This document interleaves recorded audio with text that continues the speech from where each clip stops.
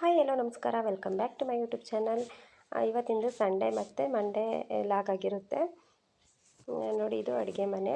ಕಿಟಕಿಗಳು ತುಂಬ ದೊಡ್ಡದಾಗಿದೆ. ಕಿಟಕಿ ಗಾಳಿ ಬೆಳಕು ಇದ್ದರೆ ಅಡುಗೆ ಮನೆಗೆ ಒಳ್ಳೆಯದಲ್ವಾ. ತುಂಬ ಕಿಟಕಿ ದೊಡ್ಡದಿದೆ, ಅದರಿಂದ ತುಂಬ ಬೆಳಕು ಕೂಡ ಬರುತ್ತೆ. ಬೆಳಗ್ಗೆ ಟೈಮ್ ವೀಡಿಯೋ ಮಾಡ್ಕೊಳ್ಳೋಣ ಅಂದರೆ ಕರೆಕ್ಟಾಗಿ ನನ್ನ ಮುಖಕ್ಕೆ ಕರೆಕ್ಟಾಗಿ ಬಿಸಿಲು ಬರ್ತಿರುತ್ತೆ. ವಿಂಡೋ ಓಪನ್ ಮಾಡೋದ್ರಿಂದ ಫುಲ್ ಅಡುಗೆ ಮನೆಯೆಲ್ಲ ಫುಲ್ ಬೆಳಕು.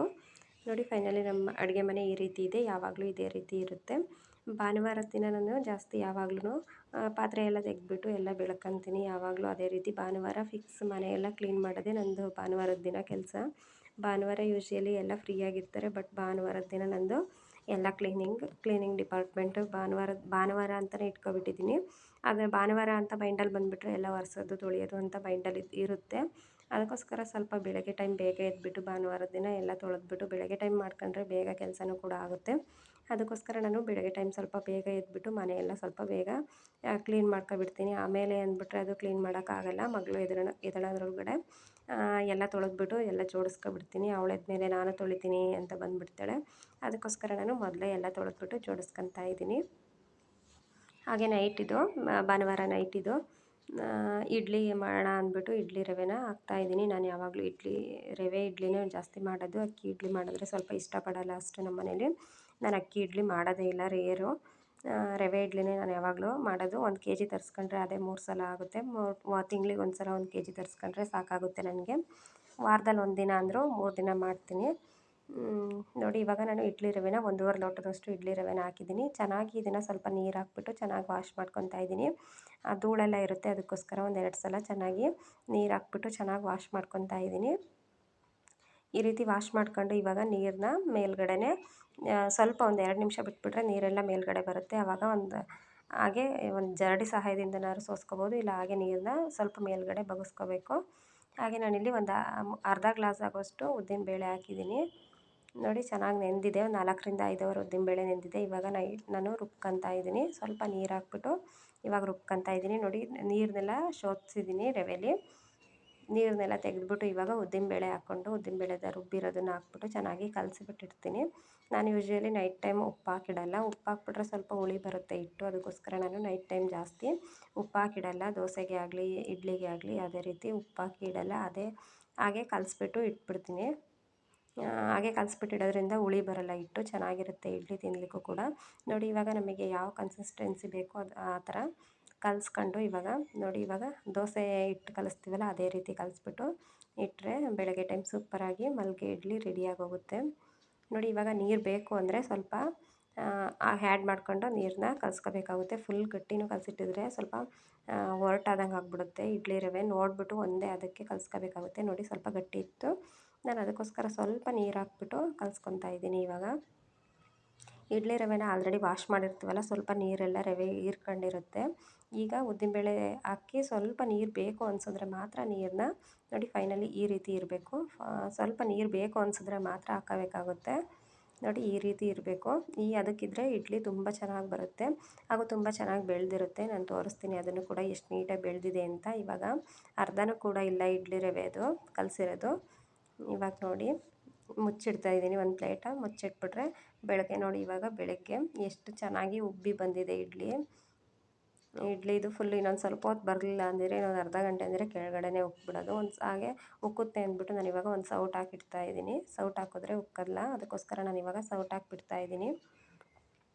ನಾನು ಇವಾಗ ಉಪ್ಪನ್ನ ಆ್ಯಡ್ ಮಾಡ್ಕೊತಾ ಇದ್ದೀನಿ. ಪುಡಿ ಉಪ್ಪನ್ನ ಹಾಕ್ಬಿಟ್ಟು ಚೆನ್ನಾಗಿ ಒಂದು ಸಲ ಮಿಕ್ಸ್ ಮಾಡ್ಕೊತಾ ಇದ್ದೀನಿ. ನಾನು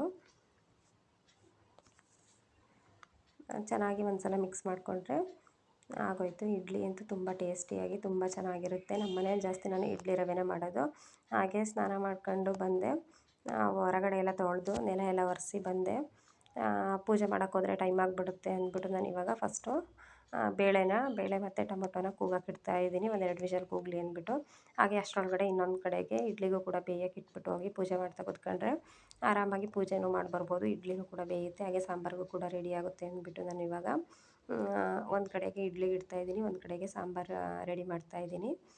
ಟೈಮ್ ಹೇಗೆ ಮ್ಯಾನೇಜ್ ಮಾಡ್ಕೊಳೋದು ಅಂದರೆ ಈ ರೀತಿ ನಾವು ನೋಡಿ, ನನಗೆ ಪೂಜೆನೂ ಆಗುತ್ತೆ, ಈ ಕಡೆ ಇಡ್ಲಿನೂ ಆಗೋಗುತ್ತೆ. ಅದಕ್ಕೆ ಫಸ್ಟು ಪೂಜೆ ಮಾಡೋಕ್ಕೆ ಟೈಮ್ ನೋಡ್ಕೊಂಡೆ 7-7:30 ಆಗಿತ್ತು ಆಲ್ರೆಡಿ. ಅದಕ್ಕೋಸ್ಕರ ಇಡ್ಲಿನ ಬೇಯಕ್ಕಿಟ್ಟೋದ್ರೆ ಒಂದು ಕಡೆ ಬೇಯುತ್ತಲ್ಲ ಅಂದ್ಬಿಟ್ಟು ಇಡ್ಲಿ ಎಲ್ಲ ಬೇಯಕ್ಕೆ ಇಟ್ಬಿಟ್ಟು ಸಾಂಬಾರಿಗೂ ಕೂಡ ಬೇಳೆ ಟೊಮೆಟೊ ಹಾಕ್ಬಿಟ್ಟು ಇಟ್ಟಿದ್ದೀನಿ. ಬಂದುಬಿಟ್ಟು ಚಟ್ನಿ ರುಬ್ಬಿ ಪೂಜೆ ಎಲ್ಲ ಆದ ತಕ್ಷಣ ಚಟ್ನಿ ರುಬ್ಬಿ ಕೊಡ್ಬೋದು. ಇವಾಗಂತೂ ಸ್ಕೂಲ್ ಸ್ಟಾರ್ಟ್ ಆಗಿದೆ ಮಗಳಿಗೆ, ಇವತ್ತಿಂದ ಸ್ಕೂಲ್ ಸ್ಟಾರ್ಟು. ಅದಕ್ಕೋಸ್ಕರ ಲೇಟ್ ಅಂತೂ ಆಗಂಗಿಲ್ಲ, 9 ಗಂಟೆ ಅಷ್ಟರೊಳಗಡೆ ರೆಡಿ ಮಾಡಬೇಕು, 9-9:30 ಅಷ್ಟರೊಳಗಡೆ.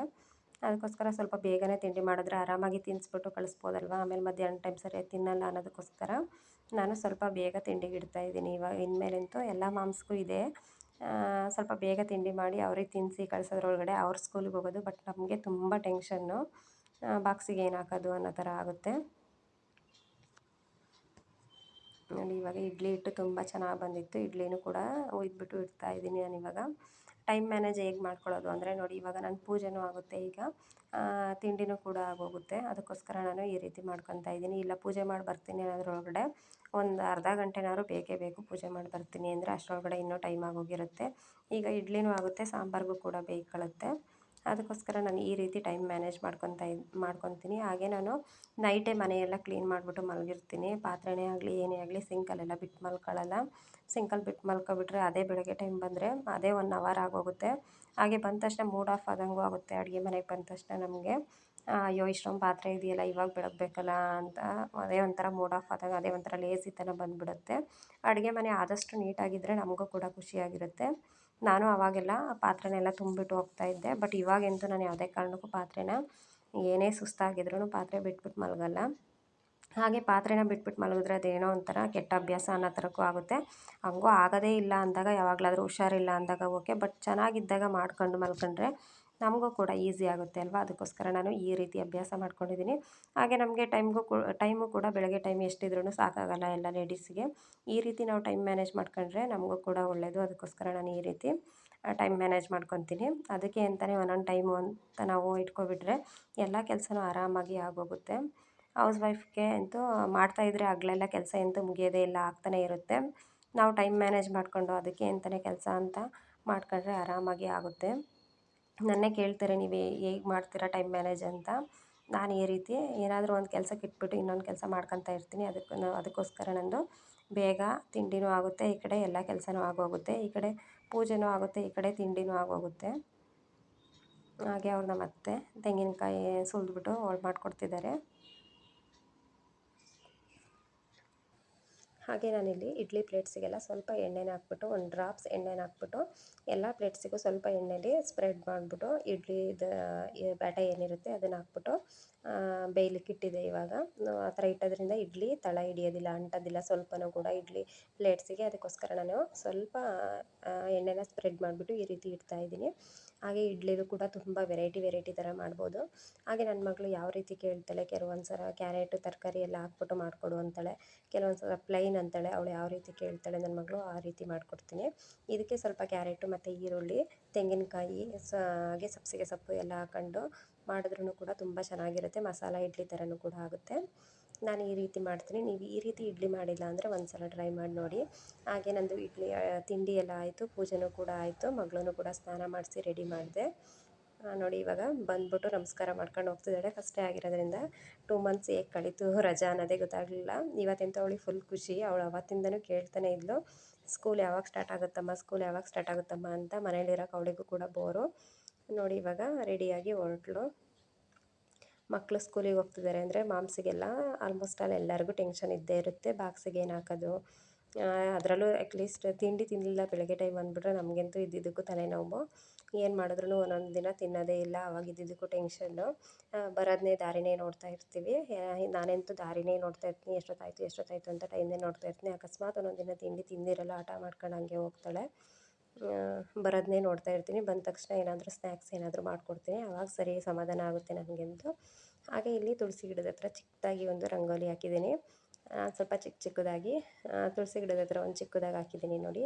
ಹೊರಗಡೆ ಎಲ್ಲ ತೊಳೆದು ನೆಲ ಎಲ್ಲ ಒರೆಸೋದ್ರೊಳಗಡೆ ಅದೇ 1 ಅವರ್ ಆಗುತ್ತೆ. ಸೋಮವಾರದ ದಿನ ಅಂತೂ ಎಷ್ಟೇ ಬೇಗ ಇದ್ರೂ ಟೈಮ್ ಅಂತೂ ಸಾಕಾಗಲ್ಲ.